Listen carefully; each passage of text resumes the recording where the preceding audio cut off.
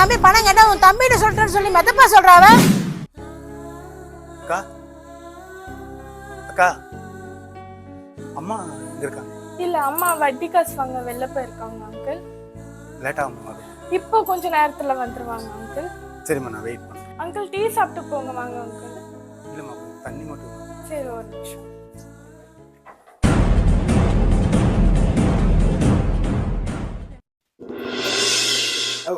என்னண்ணா இப்படி பண்ற நீ?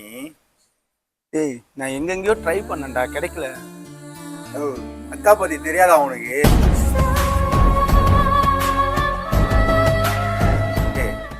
அக்காட்ட சொல்லி ஒரு 2 நாள் டைம் வாங்கி கொடுறான். அதெல்லாம் ஒத்துக்காதுண்ணா.